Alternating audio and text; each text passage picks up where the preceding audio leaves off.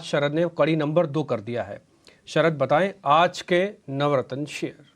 जी बिल्कुल, हमने जो है 500 से ज़्यादा कॉर्पोरेट अर्निंग्स को फाइलिंग से देखी और 3:30 बजे के बाद से जितने भी आए हैं कॉर्पोरेट अनाउंसमेंट्स उस पर फोकस किया और आपके लिए 9 इंपॉर्टेंट स्टॉक्स लेके आए हैं।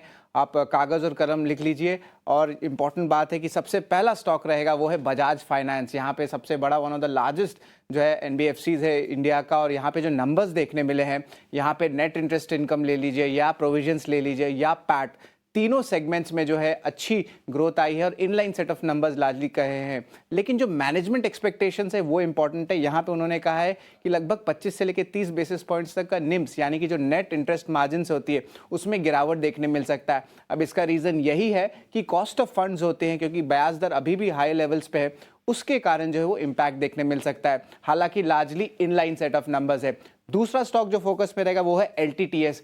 Q2 की नंबर्स की बात करें तो largely inline set of numbers थे, लेकिन अगर मार्जिन्स की बात करें तो उसने बीट किया एस्टिमेट्स को और वेज हाइक्स भी देखने मिली इस बार आईटी कंपनीज को। तो उसके अलावा भी मार्जिन्स अच्छे आए हैं। लेकिन एक दूसरा बात है कि जो गाइडेंस कट हुई है, ये जो आपकी जो सीसी ग्रोथ होती है कांस्टेंट करेंसी ग्रोथ की, वो पहले 20% था वित्त साल 2024 के लिए, अब उसको घटा के 17.5 to 18.5% के प्राइस बैंड में कर दिया है। ऐसे प्रू के बारे में बात करें तो largely weak set of numbers आए हैं, खराब नतीजे देखने मिले हैं सारे ऑपरेशनल पैरामीटर्स को। तो स्टॉक में जो है सेलिंग प्रेशर देखने मिल सकता है। और यहाँ पे उनके जो बड़े चैनल्स होते हैं, जिस तरह इंश्योरेंस की बिकवाली होती है, वहाँ पे जो है अंडर परफॉर्मेंस देखने मिली। इसके कारण प्रीमियम्स भी कम आए हैं एनालिस्ट एस्टिमेट के द्वारा।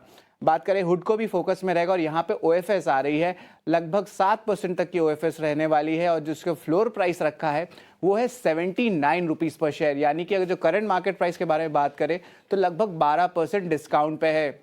लेकिन एक चीज़ इंपॉर्टेंट रहेगा कि जो रिटेल निवेशक है उनके लिए ओएफएस खुलने वाला है थर्सडे को, यानी कल। इंपॉर्टेंट बात यह है कि जोमेटो भी फोकस में रहेगा, ये हमारा रहेगा 5वां स्टॉक।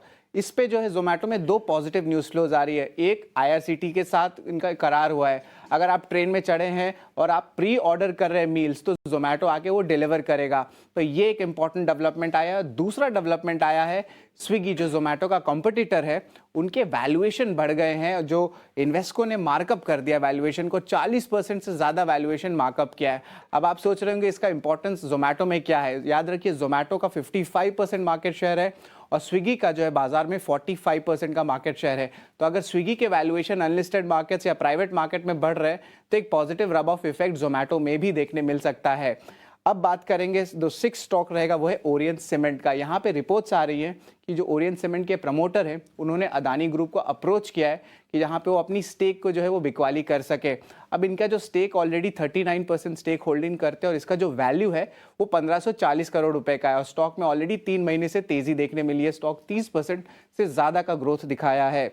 7वां स्टॉक रहेगा तेजस नेटवर्क्स और यहाँ पे पॉजिटिव रिएक्शन स्टॉक में देखने मिल सकता है, क्योंकि एक इंपॉर्टेंट करार किया गया है फाइबर कनेक्ट के साथ, जहाँ पे वो ऑप्टिकल नेटवर्क्स को जो है डिप्लॉय करने वाले और ये इटली में करने वाले हैं। अब याद रखिए फॉरेन मार्केट्स के हाई मार्जिन मार्केट्स रहते हैं ऑप्टिकल स्पेस में।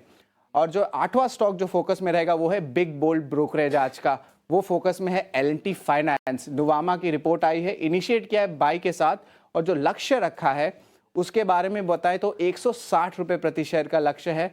उन्होंने जो मेंशन किया है कि जो ट्रांसफॉर्मेशन प्रोग्रेस है उसमें जो है एक अच्छी मूवमेंट देखने मिल रही है। जो सीईओ डेजिग्नेट है वो एक री रेटिंग ट्रिगर है और जो होलसेल लोन्स है वहाँ पे भी पॉजिटिव मोमेंटम देखने मिल सकता है। रिटर्न ऑन एसेट्स पे भी जो है एक बुलिश नज़रिया जो है ब्रोकिंग हाउस का देखने मिला है।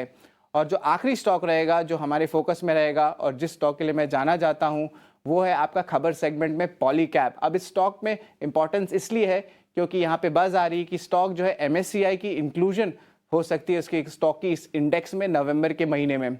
ऑलरेडी HNIs और DIs स्टॉक की जो है एक्यूमुलेशन कर रहे हैं और एनालिस्ट का मानना है कि जो FIs जो फॉरेन निवेशक होते हैं वो जो है इन्होंने कम इन्वेस्टमेंट किया, यानी कि अंडर ओन्ड है पॉलीकैब में। और लगभग फॉर FIs का 9.66% स्टेक यानी कि 10% के स्टेक के नीचे है।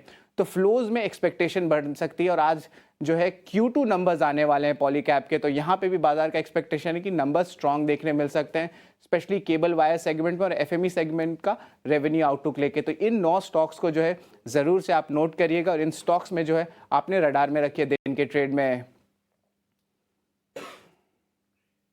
ठीक है शरद, बहुत शुक्रिया, थैंक यू वेरी मच। बहुत ही बढ़िया तरीके से आपने सारे शेयर्स बताए। मेरे को आपका 5वें नंबर वाला शेयर जो जोमेटो है ना, वो बहुत पसंद आया। वो कह रहे हैं कि अब तो रेलवेज़ पे भी जाएंगे। मेरे को लगता है सिर्फ हवाई जहाज़ ही छूट गया ऐसा।